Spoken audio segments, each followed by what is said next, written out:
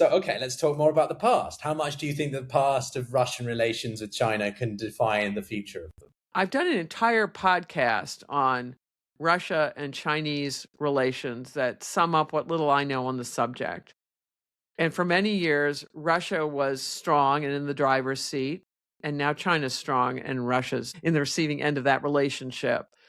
And the reversal is a combination of Russia's implosion and China's rise, right? It's not a good position for Russia to be in. And then it's isolating itself completely from the West, then throws it right at China's mercy. And I don't think China has ever been merciful. But why would China care more specifically? They're a Care about what? long-term pragmatist. About holding all the cards vis-a-vis Russia? Of course you like holding cards vis-a-vis Yeah. Russia. But they're not. They're indifferent to who leads the country. Look at Iran right now. They don't care whether the regime topples as long as they get what they want. As long as they get... well, we're talking about whether they're going to get what they want from Russia, and I'm suggesting they probably will. Yes, of course. But how much does that depend on what state Russia is in? How much does that depend on the personal the weaker Russia is, the better from Chinese, in terms of what leverage you have over them. But understand that getting what you want, and it has two parts to that equation. One is the competence of your own strategy. So that lies within your own department. And it also depends on the incompetence of the other side and something you do not control. And be aware, if the other side's very competent, you're going to have troubles. But to be devil's advocate on that, the Chinese aren't free of their own challenges. No, they aren't, nor is Russia. I gave you the math on their relative GNPs, GDPs. China's just got a much bigger piggy bank to go spend money to do things than Russia does. No, for sure. Look, Russia's longevity in its current form is a ticking time bomb. It's a matter of time. But this is why it's important to... Who knows? Think of North Korea. It amazes me how long that dystopian mess, the Kim dynasty, can remain in power. It just seems to be endless.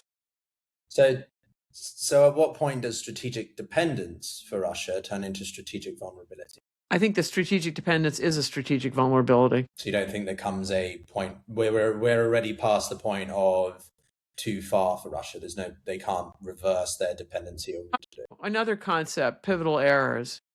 We all make errors, but if you make a pivotal error, it's a term that I cooked up, probably based on somebody else's whatever that I don't even remember. There's no going back to the status quo ante, and the choices following your pivotal error are much worse than the ones you had before going in. So Japan's attack on Pearl Harbor, pivotal error, because they're in a world of hurt afterwards. It's going to be much worse than before having done that. Vladimir Putin, if he had just kept with, I got Crimea at no cost and quit right there, he would have gotten his Nord Stream 2 in and be making all kinds of money that way. It's over. He's made a pivotal error. There's just no going back. The choices going forward for Russians are worse and worse and worse. So good strategists try to avoid pivotal errors. And what I worry about as an American is whether the United States is about to make a pivotal error.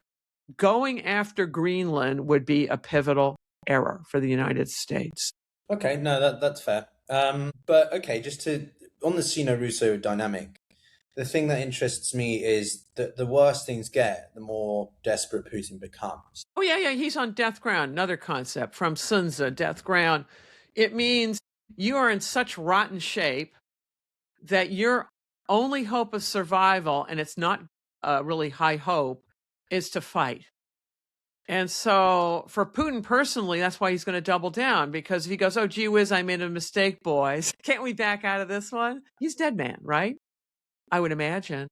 And so he's not going to do that, I believe. And I'm speculating, but I think I got pretty high odds on this one. But on all speculation, you make a hypothesis, and then you keep examining it. And when the data suggests the hypothesis is wrong, by all means, change your hypothesis. So death ground's an important one. You can also flip death ground on Ukraine, because it's not just that if Ukraine capitulates, not only is Zelensky a dead man, but the Ukrainian people are dead people. The number of people who would be systematically murdered and their culture would be gone is huge. The culture affects everybody. And so if you do that to other people, you galvanize the most incredible opposing alliance so that even a failed country can become a very competent adversary.